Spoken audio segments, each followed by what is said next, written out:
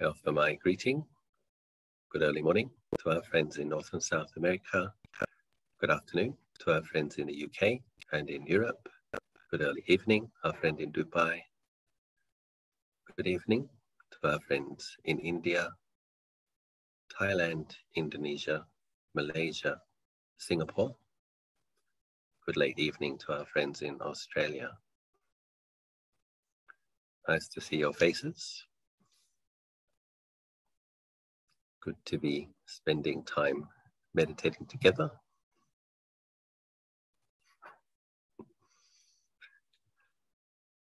I believe we have a good number of questions, JC. Question 1. Dear Ajahn, we started a prayer group to pray and transfer merits to people who were admitted to hospital due to COVID-19. While transferring merits, we ask that these merits help the patient to swiftly and fully recover from the illness. Sadly, some patients didn't make it and passed away. So if their karmic time is up to pass away, doesn't mean that the prayers and the merit transferred are useless or ineffective. If it's time to go, that means it's time to go and nothing can change it. Is this the case? Thank you. So I think it probably is the case that if a person has a heavy karma ripening with relationship to their specific time of death, then there might not be much that can be done. But that doesn't mean that the prayers and the dedications are wasted. So some people who may have a lighter karma, there may be some more room for negotiation with the conditions, and but it's not wasted, because essentially what you're doing when you're praying for somebody's good health and life, that's positive energy, and that will be going into that person's mind stream. So even though they died, that's like it's important to understand that death is actually a moment when the physical body dies. A lot of people, we really need to consider this very deeply, because the idea of death, people give it so much more weight and heaviness than is necessary. It's actually a moment that the body stops breathing. Oftentimes consciousness is still in the body for a period of time, so life is continuing. And then consciousness needs to then go to its next birth. And so if someone is praying, dedicating merits, chanting to a person as they're dying, they may be making the wish, may this person survive. But if that person doesn't survive, they've had some nice, good, positive energy poured into their consciousness, because merit is an energy, and that will help them. It's like brightening the mind a little, possibly help them to have a more auspicious rebirth. So no prayer or even thought of good wish is ever wasted. At the very least, you brighten your own mind when you're doing it, and you increase your own chances that when your time comes to leave this particular life, then there'll be some good energies around, some beings wishing you well. So nothing is useless, nothing is wasted. And of course, sometimes it is effective. And so sometimes it might be better to focus on, oh, look, how many people got better, rather than focus on the fact that a few people died. There was an occasion in Ajahn Chah's life where he had malaria and he was in a remote forest. And he was so weak and so tired that he basically lay down on the path to die. And his mum, as many mothers are, was somewhat intuitive, had a kind of a psychic connection with her child. So on that very day, the mother had thought to go to the temple to make offerings. So she went to the temple, she made offerings, and Luang Por Chah is lying on a path in the middle of a jungle, some considerable distance from the next village, resolved to die.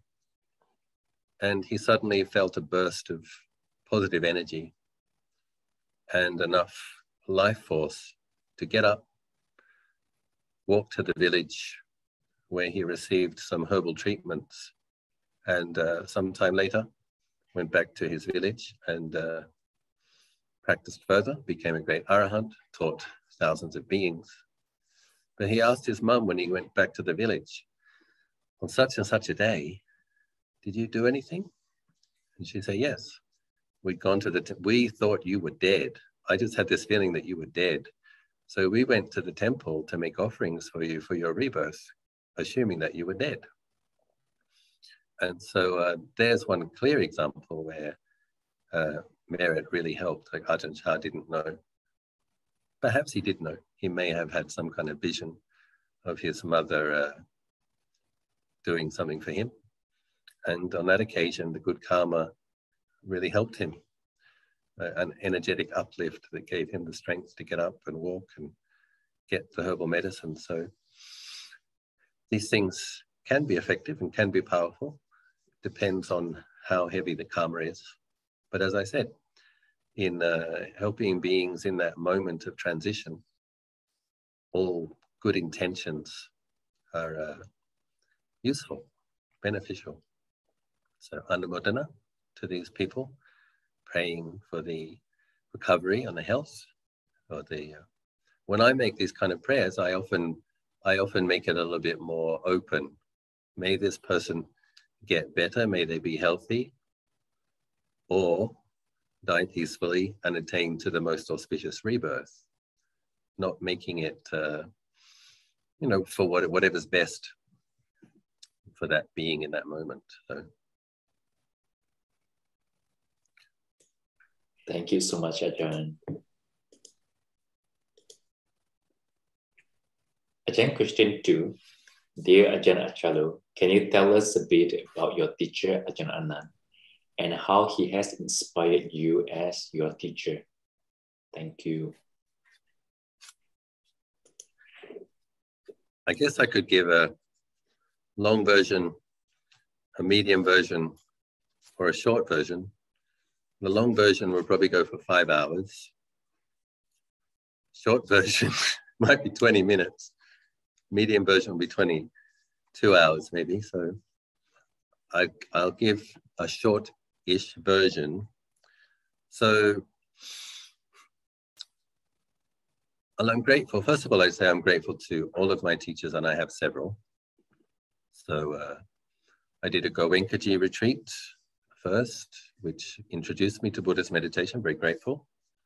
Then I met an Australian and American man, Australian woman, lay teachers in Thailand. They taught me many things. Stephen, Rosemary Weissman, very grateful to them. Then when I went to Wat Nanachat, Ajahn Jayasara was the abbot, and very grateful to him. But different teachers teach you different things. So Goenkaji taught the fact that the mind becomes peaceful if you maintain mindfulness consistently. That really changed my life. An experience I had on day 8 of a 10-day retreat changed my life. So very grateful for that, the opportunity to do the retreat, to experience a peaceful mind. That really reoriented the whole direction of my life in a way I felt I was searching for something. And when I experienced that first experience of some samadhi, probably Kanika samadhi on day 8, then I had that sense of this is what I've been looking for. And then Goenka, of course, said that you have to meditate diligently if you want such results more regularly.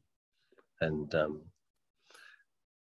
Steve and Rosemary Weissman taught reflective meditation, so loving kindness meditation, contemplation of death, contemplation of the law of karma. So what I learned from them was how to use the reflective mind, how to use thought in a skillful way, which is, extremely useful. Yoniso mani sakara, wise reflection. Ajahn Jayasara had tremendous faith in Luang Por Chah, so I hadn't met Ajahn Chah. And when I turned up in Ajahn Chah's training situation, because Ajahn Jayasaro had met Ajahn Chah, lived with Ajahn Chah, so you need to understand that monks have an enormous amount of rules. And when you're in a strict meditation tradition, there's even more rules than the 227 in the Bhikkhu Patimokkha. There's the monastery rules as well.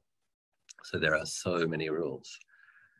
And for someone who had lived a fairly sensual life in Sydney and gone to see lots of movies, spent a lot of time on the beach, and it was a lot to take on, felt quite oppressive as a 23-year-old.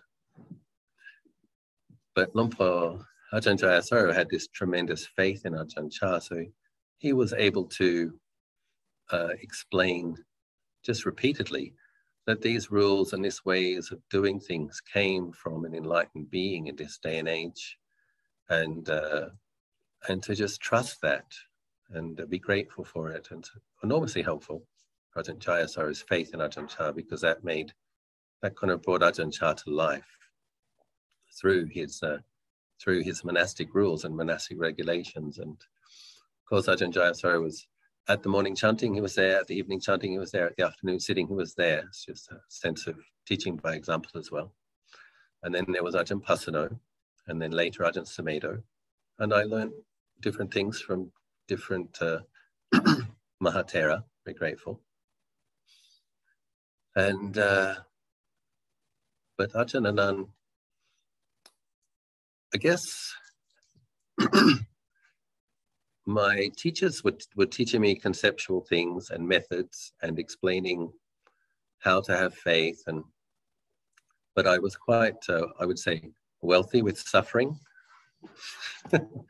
So I had a sensitive, particularly sensitive mind. Everybody has a sensitive mind to some degree.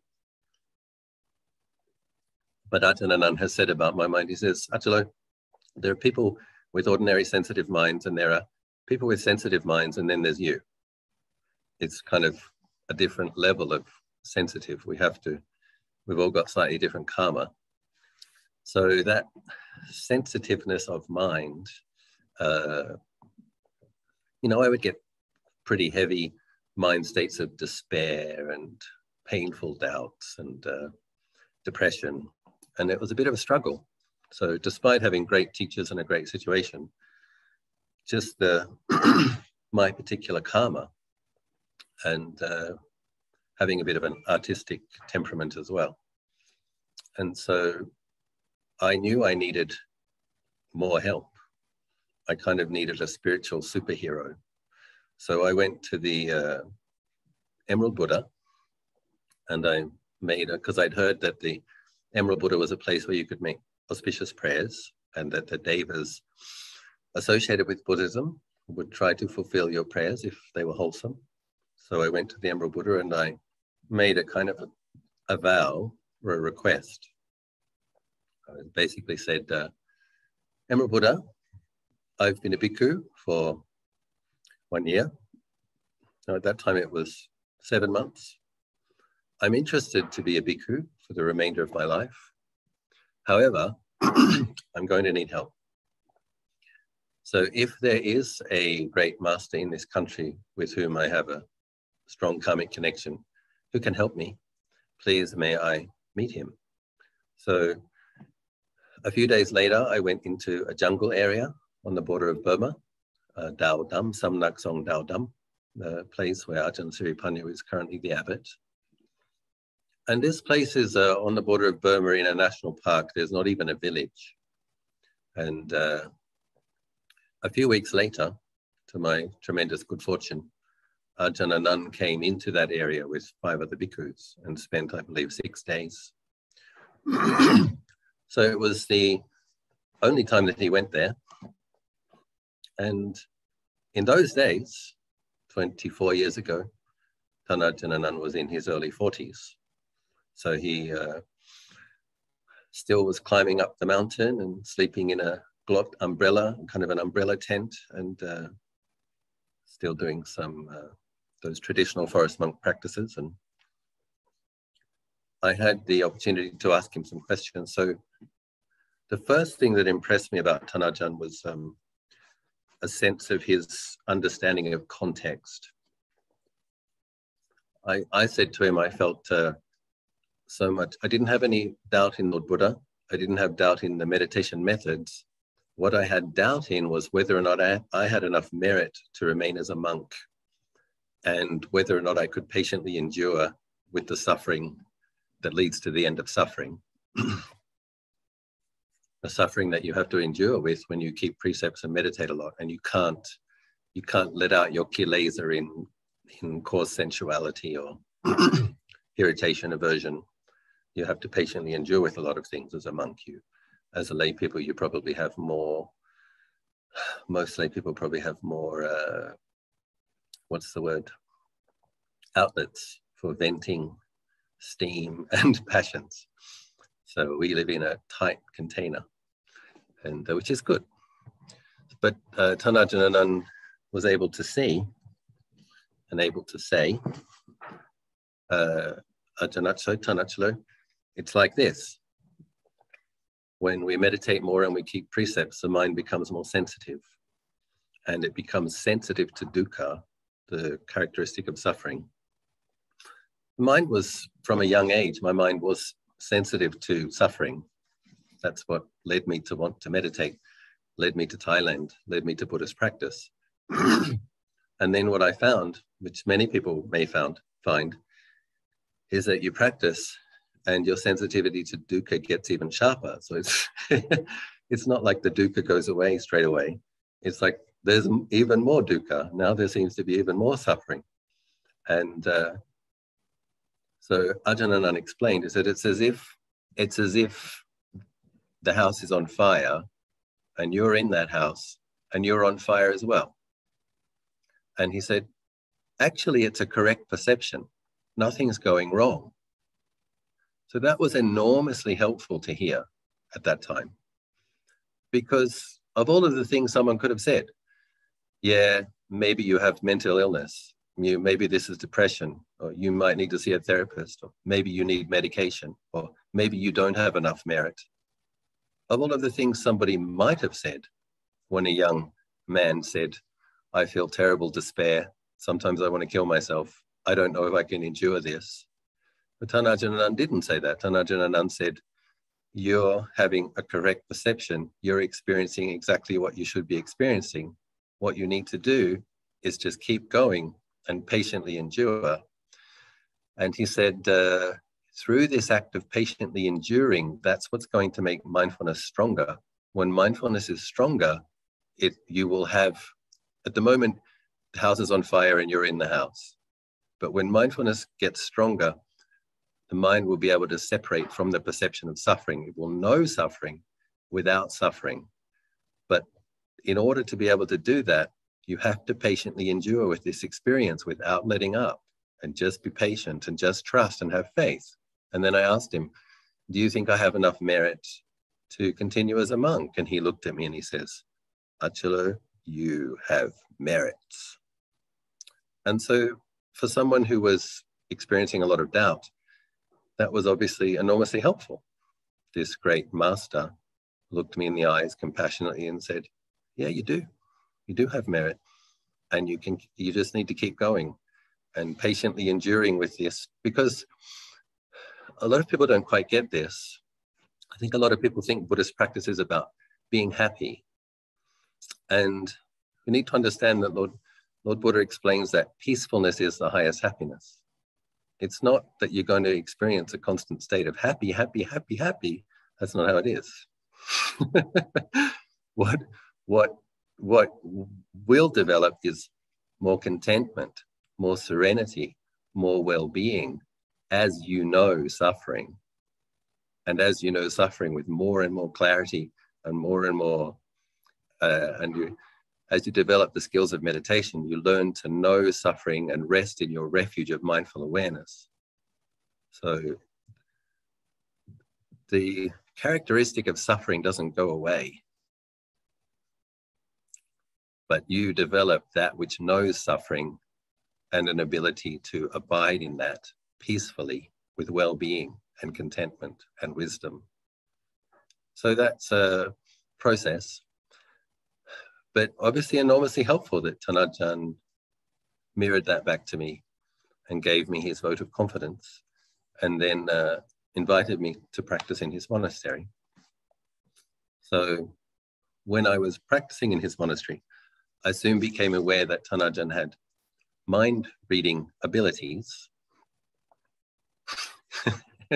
which is pretty amazing. There was a cold snap. So what that means is it got down to 22 degrees or something Celsius in Rayong.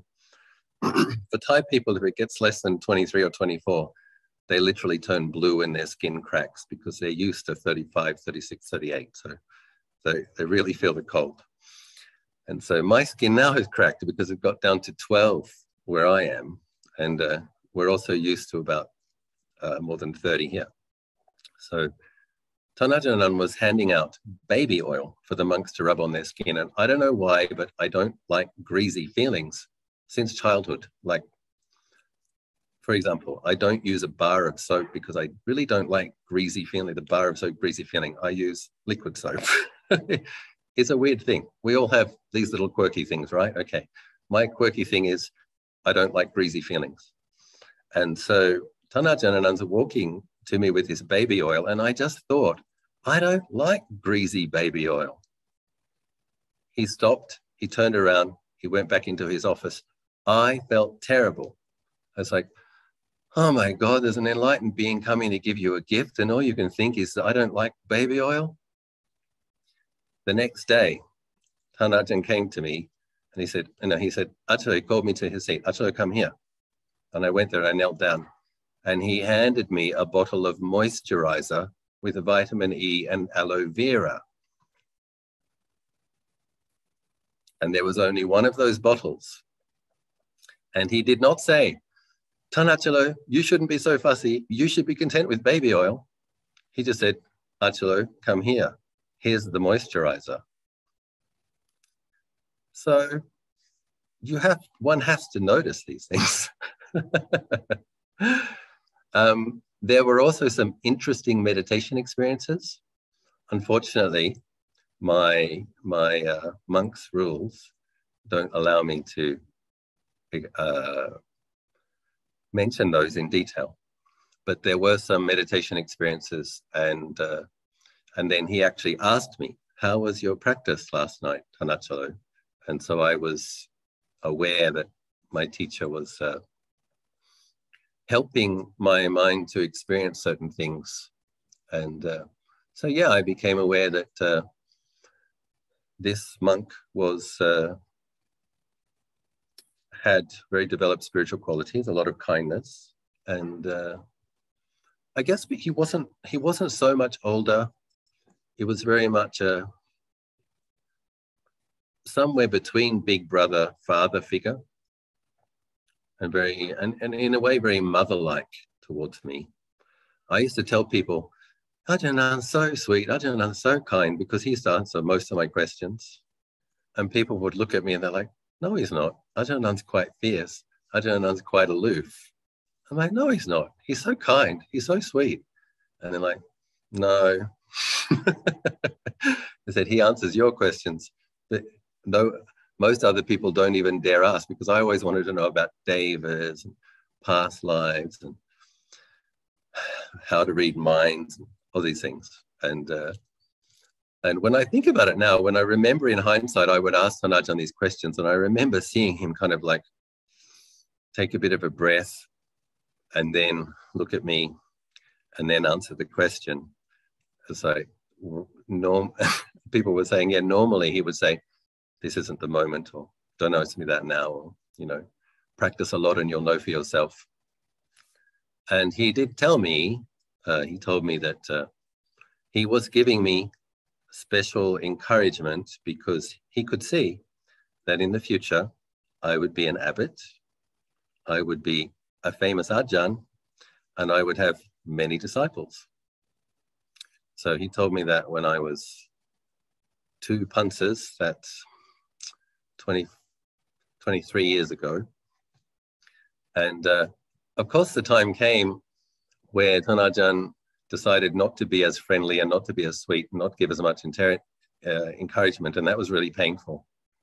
I remember it very clearly. He looked at me, it was like just before my 10th rainy season. He said, Ajahn Achalo, how many pansas are you? Is it 7? And I'm like, no, Captain Ajahn, it's 9. This will be my 10th pansa. And he's like, huh? And he kind of shook his head. And from that day, it was never the same. And I remember thinking it was too painful. It was like a baby being taken off the breast straight away and never breastfed again. You know, there was no kind of weaning process. But he thought I was more junior than I was. And when he realized that I was almost an Ajahn, he started making me toughen up. So. Anyway, I have found that if ever I have any particular doubt in my practice, Ajahn Achalo can give pointers. And I was with him on many occasions where I was translating for other people when they had their doubts. And I've listened to Ajahn Achalo receive many guests and answer many people's questions. And so it's my belief that Ajahn Anan among the Thai disciples of Ajahn Chah is the best teacher. That's my faith. I do think he has the best ability to answer questions with practical wisdom, broad wisdom. And what I notice about Ajahn Achalo is like he won't answer the same question the same way every time. He looks at the person in front of him and seems to have some awareness of what is appropriate for that person. And it's as though if he's on top of the mountain, he's looking down and he can see where people are on the mountain. And he can say, for you, the next step is this. And another thing I noticed about Ajahn Achalo is, which I think reflects the breadth of his wisdom, is that he will say, you can do this, or you could do this, or you could do that. But so he's looking where a person is, and he's telling them what the next step could be, or another option, giving people choices, but which are suitable for that person and that practitioner in that moment. There are other great teachers, but they tend to give the same answer all the time, what worked for them. But what I find with Ajahn Anan is he really considers the person in front of him, and he gives a suitable answer for that person for where they're at. So I just really respect. And he explained to me that that's the result of having an enormous amount of doubts. So because Ajahn Achalo struggled with a lot of doubts in his own practice and over several lifetimes, he learned how to practice with doubt. And he learned the answers to doubts. He developed broad wisdom. So he's a very special monk. And most recently, I'm very grateful because he kind of dragged me to the palace and kind of helped me to meet the Thai king. And without his encouragement, I'm a bit shy. I like my simple life.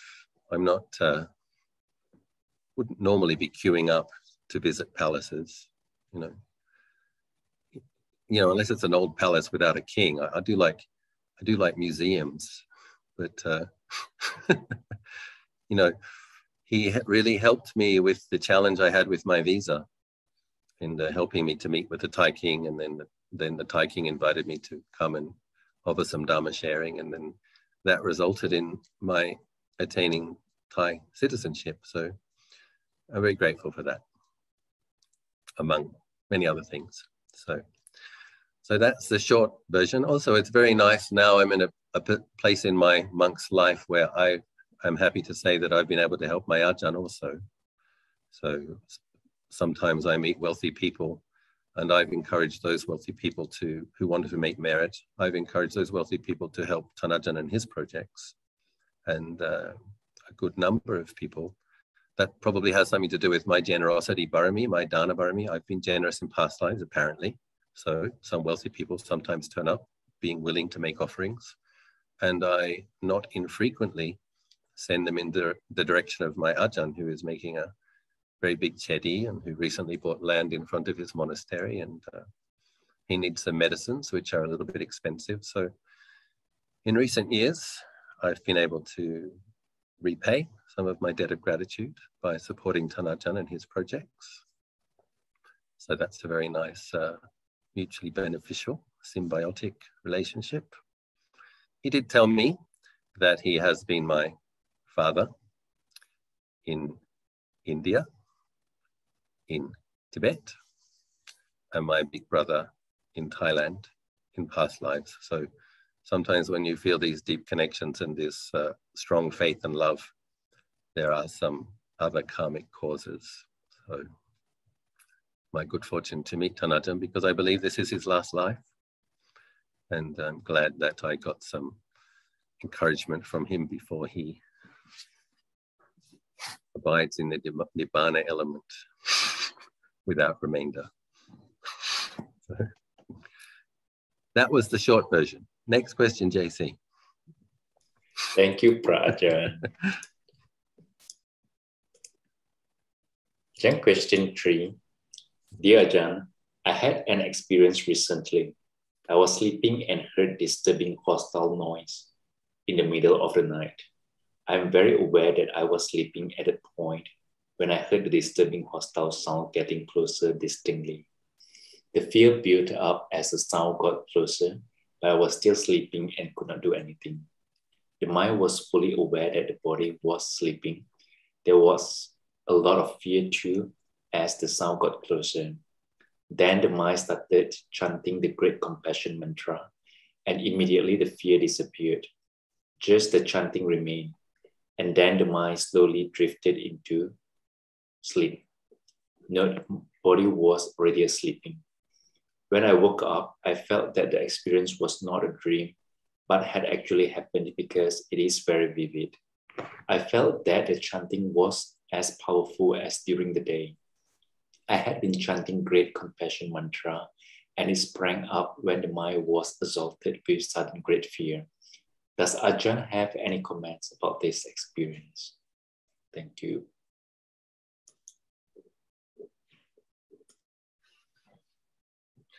The comment that Ajahn has about that experience is that Ajahn also experiences these kinds of things quite frequently. So what I think is occurring is when we experience more kanika samadhi, some peacefulness for 5 minutes, periods of upajjhara samadhi, deeper peacefulness, 15, 20 minutes. What's happening is the way the mind is abiding in this 4-element body, it becomes more porous. So there are parallel realms to this realm. So what I mean by that is, right now, there are probably devas in the trees outside my kuti. There are nagas under the ground. So it's like there are some ghosts on the periphery of the monastery. So these are parallel realms. You could see them as being like radio stations. So which vibration, which megahertz you tune to, it's in the same space. But beings, according to their karma, get born with one set of 5 karmas. Maybe ghosts, maybe animals, maybe humans, maybe lower level devas, nagas, yakas, all of those things that Lord Buddha mentions in the suttas often. When we meditate a lot, the mind gets more sensitive and it gets more porous. Later on, when a person is truly adept in samadhi, the samadhi becomes something like a force field. You have a really good presence of mind that nothing can penetrate. But there's an in-between stage where the mind isn't coarse and dull and thick and totally unaware of these things.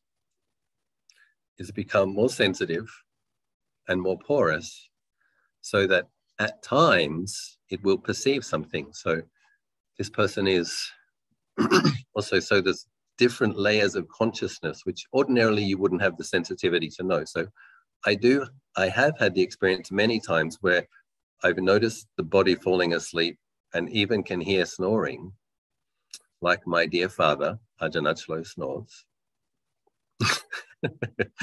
And there's something that's knowing this for a good number of seconds before falling completely into sleep. And so I do know that body consciousness associated with the body falling into sleep, but that knowing, being able to observe that for periods of time. And recently I was able to go on a mini pilgrimage to a place called Ayutthaya, which was, I'm telling this because it's related. I'll give an example. It was one of the ancient kingdoms. It was the capital city of Thailand before Bangkok was, for about 450 years. And it was invaded by the Burmese, and every single monastery was burnt to the ground except one. And a lot of gold was stolen from the reliquaries and from the chetties and all of these things. So I was there on pilgrimage. And it was on the third night, I stayed 3 nights. It was on the third night that I was asleep, and I was aware of noise under the bed in the guest house where I was staying, like things being moved around. And then there was this being that was trying to shoot me. And so there was this hostile being that was shooting at Ajahn Achalo for a period of hours. And there was that kind of cold feeling that you have when there's a ghost, that shiver up the spine and a cold feeling. And I just used mindful noting and metta. I didn't do any chanting. I just used mindful noting and metta. So I, in a way, I've had a similar experience where part of the mind is asleep, part of the mind is aware that on a parallel realm there's something hostile, and part of the mind is responding skillfully to that. And so, in general, it's a good sign that the mind develops more sensitivity. And it's a really good sign that when something hostile comes, one knows what to do. So chanting the Great Compassion Mantra, it's like, this is one of the values of training ourselves to chant daily. I've told this story before. When Ajahn Pavro hit his head and had a blood bleed in his brain, and after a series of flights, I think with the skull expanding, there's possibly a little more blood coming in. He landed in Kuala Lumpur, and he lost his memory. It turned out that there was a bleed inside that was pressing on the part of the brain associated with memory. So he had to get holes drilled in his skull and the blood washed out. So I visited Ajahn Pavro in the post-op ward the morning afterwards. And I asked him, because I didn't know how bad the damage was. It was quite scary. We didn't know if he had like sudden onset of Alzheimer's, or, you know, we didn't know how much we'd get him back, because he really didn't know where he was before he had the surgery. And I said, "Good morning, Ajahn Pavro." And he said, "Good morning, Ajahn Achalo." I said, "Oh, that's a good sign." I said, "Do you know where you are?" He says, "No, I don't know where I am." I said, "So you don't know that you've been in Canada and flew back from Canada?" "I know I've been in Canada." I said, "But you don't know that you're in Malaysia?" He said, "No, I have no memory of the flights or of arriving or the previous week. No, I think previous 10 days, because he actually was on retreat with me and we were trying to work out, is it jet lag? Does he have Alzheimer's? Is it Lyme's disease?" And so when he had a head scan, they could see that there was blood in there pressing on the brain and the part associated with memory. So anyway, he woke up in post-op in Southeast Asia. Like, he knew it was Asia, but he didn't know where. And so he said, "Yeah, I woke up this morning. I didn't know where I was, but I could see that people were being kind to me." And then he said this very interesting thing. "So I just recited the Metta Sutta." And it's just another one of those moments where you see that having a commitment to a daily practice is like, you wake up somewhere, you don't know where you are. Like, for a monk, he didn't have his robes, he didn't have his bowl, there were no Buddha statues. He's wearing a blue hospital gown. And there's all these strange people walking around that he doesn't know a single one of them. But he wasn't panicked. he said he felt a moment of anxiousness, so he chanted the Metta Sutta. And then I asked him, who's your preceptor? I asked him a bunch of questions. I could see that a significant amount of his memory had already came back, and I was like, phew. But I really noticed that waking up somewhere without your property, without a single friend, not even knowing what country you're in, and being fine, and chanting the Metta Sutta, just going to that as your refuge. So there was a time when I was in the jungle in that area on the border of Burma, doing a lot of practice, and we reflect on the existence of bears, the existence of tigers, and we spread metta before we fall asleep. And I woke up in the middle of the night with some kind of growling occurring just behind my head.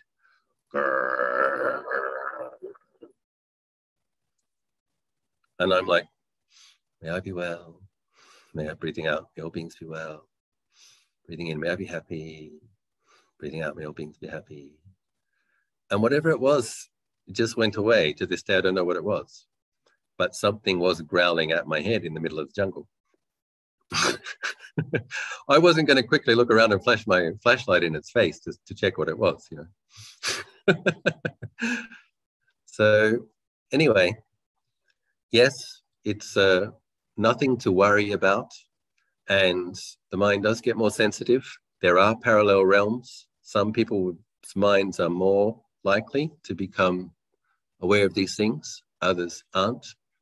But to respond just by knowing skillfully, and then respond with chanting when some kind of threat appears present, and then the threat abates, and fell asleep peacefully, no harm. So yes, keep training ourselves in these ways. And sometimes it's Buddha. For other people, it might be Amitabha, Kuan Yin, Om Mani Padme Hum, whatever it is, whatever your to-go-to refuge mantra is. Just train in holding it and training in picking it up throughout the day. And it will be there when you need it. Practice really is a refuge. So. Thank you so much, Phra Ajahn. Question for Ajahn. Dear Phra Ajahn, I would like to learn about health care for Buddhist monks and nuns. In the United States, it is common for lay people to pay for health insurance that is used for regular dental cleanings, annual physical checkups, and annual eye exams. Do monks have access to regular health care like this? What happens when a monk has medical problems outside of Thailand? Is healthcare different for monks in other countries?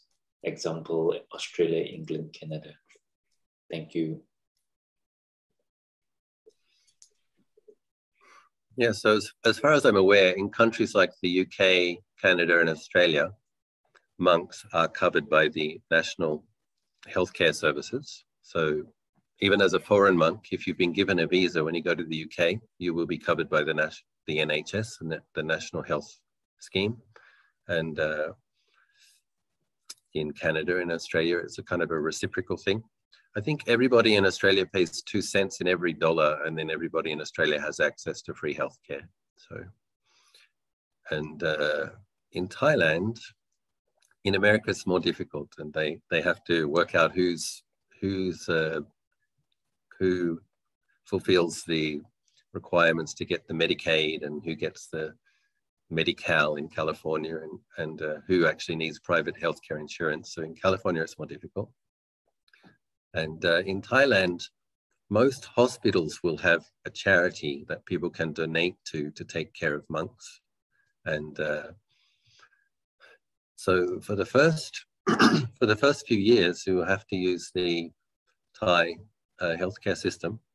And after, if you stick around and you become a teacher of many people, or people appreciate you, feel grateful for you, sometimes they do buy private health insurance. So one of my students in Bangkok did purchase executive health insurance for myself about 5 years ago. She has about 200 staff, very successful business lady.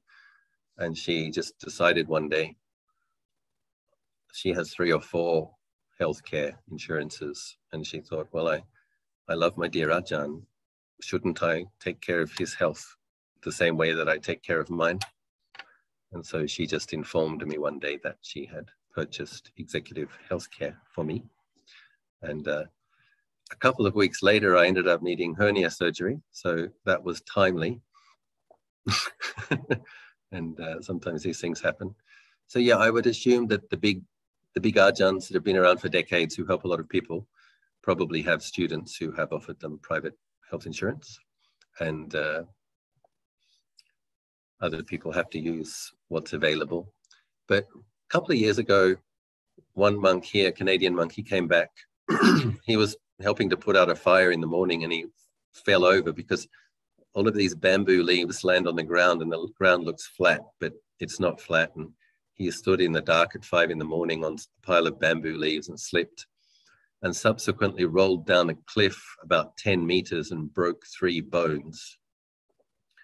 So I was in India at the time, and I remember reading the email from Ajahn Pavro. Dear Ajahn Achalo, I have some not so good news. And I'm reading the email, I'm like, oh yes, second line. Ajahn Tan Nando was helping to put out the fire. Gulp.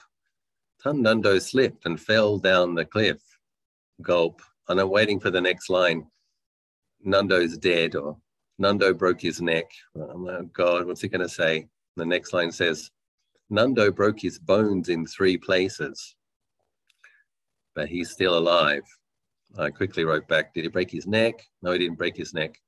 So I quickly got on the phone, on the emails, and were trying to arrange an ambulance from Bangkok and to get him seen by one of the best doctors. And as it happened, the hospital put a metal plate in his knee, and there was a broken rib, and there was a fractured something else that they couldn't do much other than suggest the way he had to rest, etc. So he was given very good care on the day that it occurred. And the governor of the province had inquired at the hospital, can I pay for this? I heard this monk was putting out a fire, a foreign monk, I want to pay. And the hospital responded with, no, the hospital's charity already paid for this. Years later, when he went to see a specialist in Australia and they took a scan or an x-ray of the knee, the doctor in Australia said, well, that doctor in Thailand did a very good job. The metal rod needs to stay in, but he is able to sit on the floor. He does have full mobility. He had to get some massages later to kind of loosen up the tight knots and things around it. But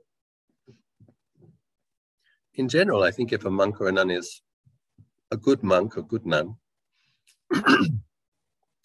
seems to be the case that the causes come together to help with healthcare, as far as I can see.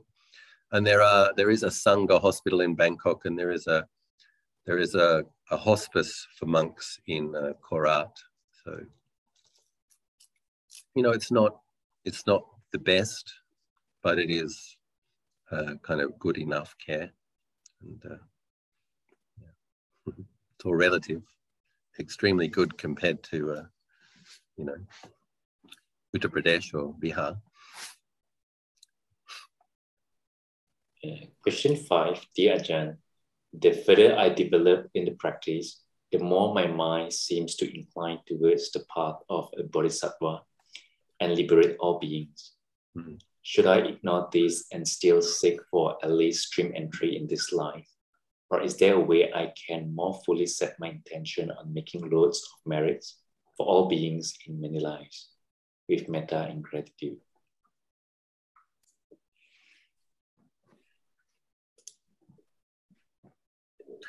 That is an interesting question. And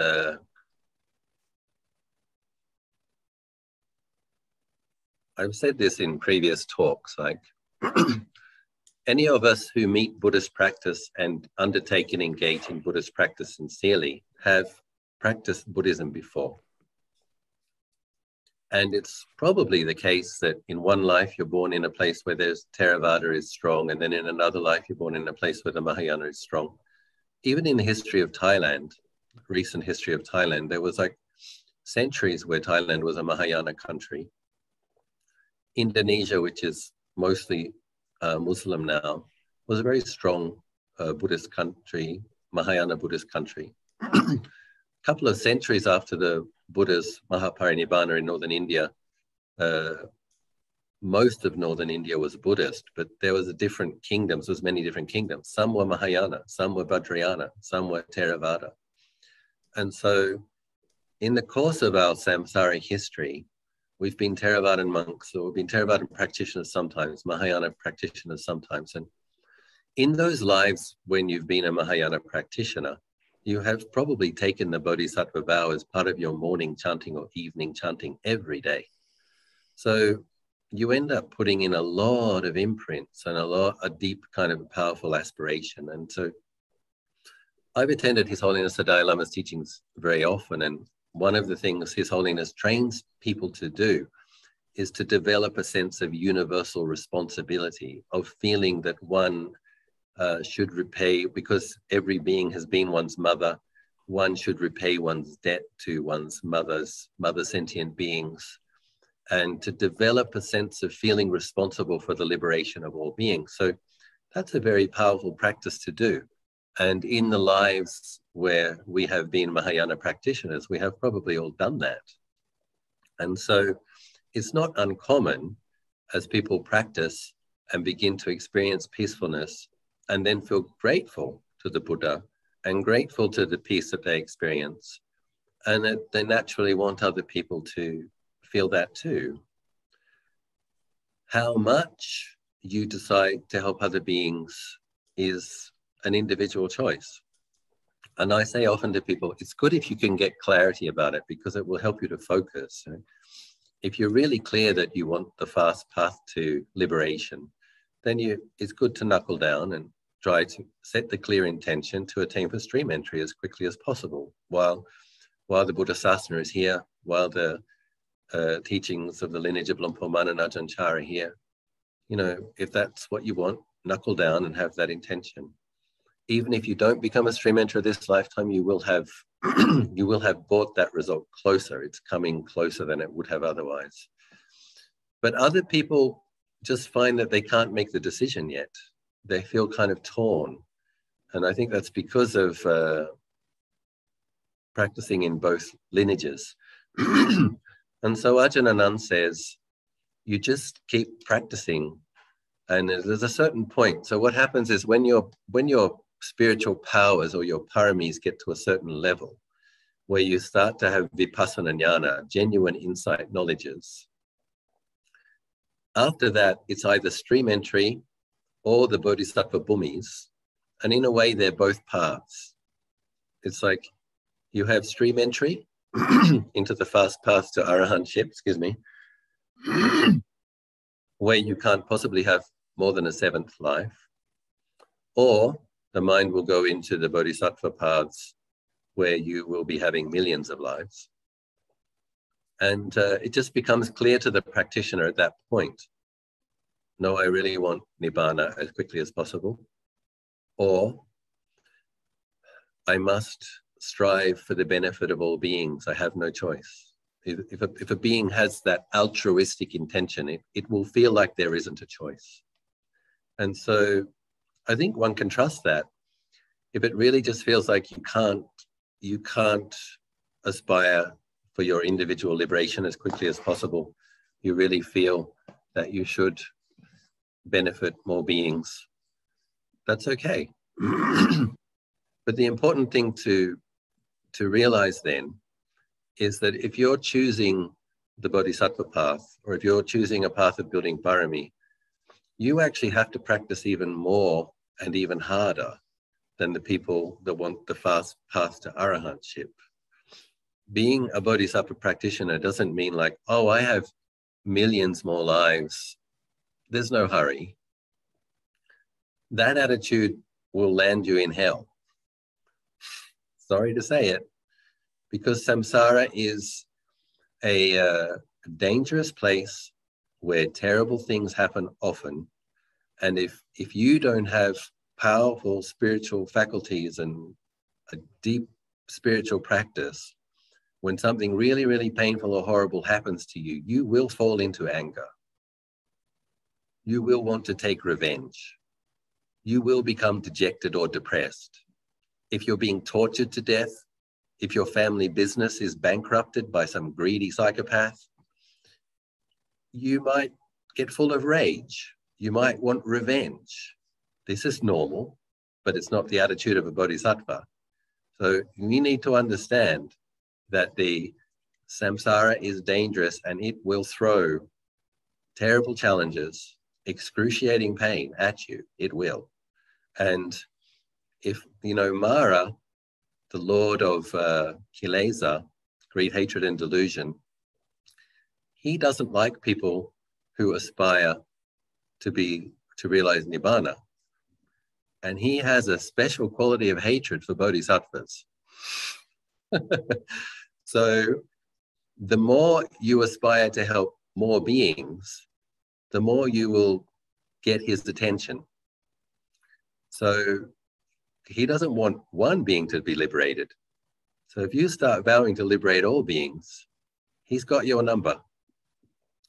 And you better knuckle down.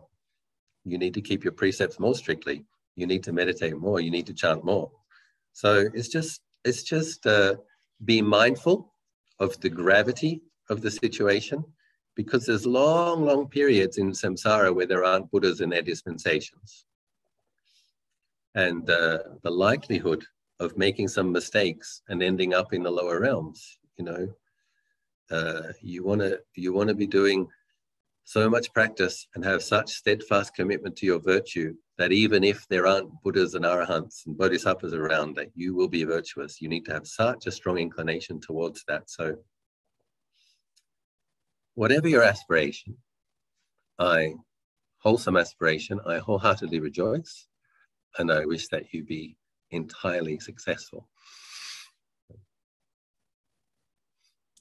Sadhu, sadhu, sadhu.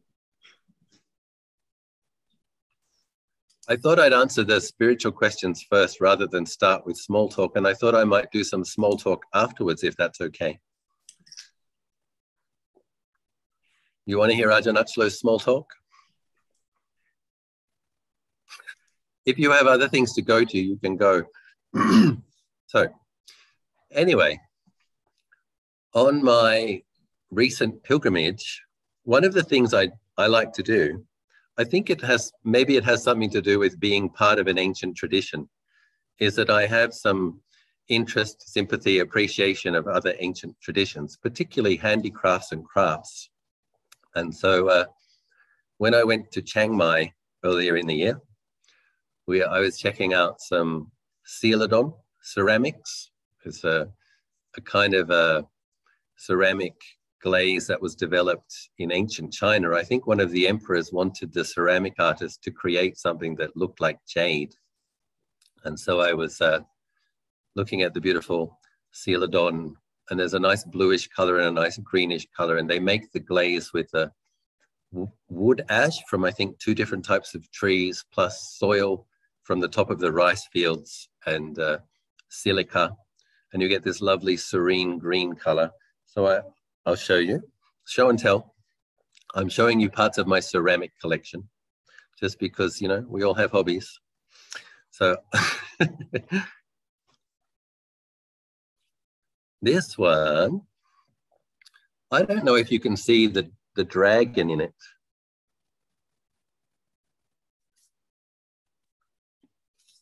Can you see there's a dragon inside the glaze? Yes, Ajahn. And it's a lovely aquamarine sea color. And I don't know if you can see this, but the glaze has a crack in it. Not sure if you'll be able to see with the zoom camera, but anyway. So anyway, this was 800 baht, and my kind student in Chiang Mai offered that to me. 800 baht is about what? 1, 2, 3, 4, $25. And sometimes I like to help the traditional artists. It's not easy to compete with cheap factory-made products. And so most recently, I was in Bangkok, and I was picking up a stand for my fan, a particular stand, and people ask me about shrines, because shrines is one of my hobbies, a serious hobby. And so I like to take notes about which kind of vases are at what shop and what their price was. So I was just looking and I was taking notes. A different kind of ceramic called benjarong. And benja means 5. And so it's a type of ceramics, I think, that came from China, and it has to have 5 colors, and often it has some gold. So I was taking, they're really quite beautiful and really quite inexpensive. So it's like, there was 6 inches, 8 inches, and 10-inch sets of incense bowls, plates, candle holders, and vases. And so I was just looking, and I was taking notes and took some pictures. People wanted to ask me, where do I get a nice incense? Where do I get a nice set for my shrine? Where do I can tell you? And then a lady came into the shop and she said, Ajahn, please let me offer you one of these sets of vases. And so she was a very nice lady, and so I thought I would show you one of these benjarong vases with 5 colors. See this? Wow. Can you see this hand-painted lotus with kind of lotuses and daisies, right? On a dark blue background. So there's dark blue, pink, yellow, white, and gold. There we have your 5 colors. And this is the 8-inch version. Suai mai? Where you say beautiful in Thailand is suai. Suai mak. But I think it's kind of like mudita, like you rejoice in the artist's skill. I mean, it's really beautiful, isn't it? And the set of 7, like a plate, an incense bowl, 2 candle holders, plate, incense bowl, 2 candle holders, 2 vases, 6 items was 2,500 baht, 110 Australian dollars, maybe about 80 US dollars. The fact that to get this pattern, you have to actually glaze it several times. You have to know which color to put on first, and then you glaze it. And so I don't know, I just appreciate the love and the care that goes into it. Last piece of show and tell ceramics. When I was in Ayutthaya, I went to the museum, and I really recommend it because it has so many really beautiful items and it's not just the beauty, it's the faith, generosity, and care that the people who had faith in the Buddha and the Dhamma and the Sangha demonstrated by creating these beautiful objects. So there's reliquaries were unearthed from ancient chetties with all these beautiful gold devas and gold reliquaries and phoenixes, and just really beautiful. But there's a type of ceramics that was made in Thailand 1,000 years ago. And then we went to a kind of a handicraft market, outdoor market, where they sell the benjarong, the 5, and I found a little bowl, which is exactly the same as one in the museum. And I was so kind of touched to think that, wow, somebody is capable of making ceramics that look just the same as they did 1,000 years ago in this particular style. So I'll show you. This is I don't know can you see a little deva there? A chubby little angel coming out of a lotus. Yes. So this style of ceramic is called Tep Niom. No, Tep Panom, which means the deva who's holding his hands in Anjali. And it looks just exactly like the ones in the museum. And what's interesting about this is it's the same kind of colors that you see in Tibet and painted on the eaves of Chinese temples. And the reason is it's based on, I believe, turquoise, lapis, jade, amber, and coral. these jewels that were traded along the Silk Road.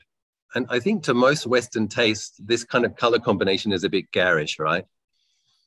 But to Asians love it, especially the Tibetans. So they wear the turquoise and the coral and the amber in their hair, and in certain texts in Vajrayana, they visualize mansions made out of these kind of jewels.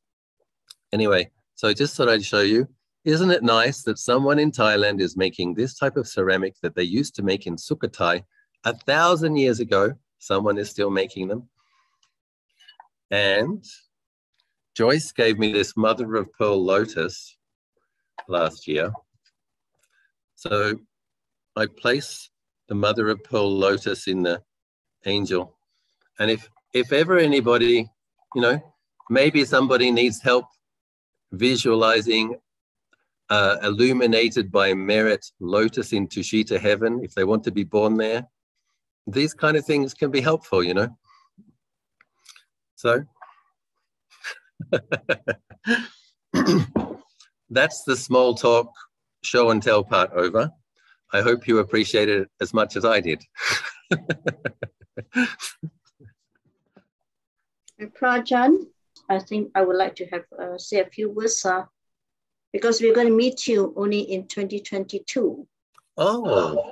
5th of January. So we have come to an end of 2021, a very challenging year for many people. And also because of your compassion for all of us, you have been holding this Zoom session for many people over the past 1.5 years. JC, am I right? Yes. Right. So we would like to say a few words of gratitude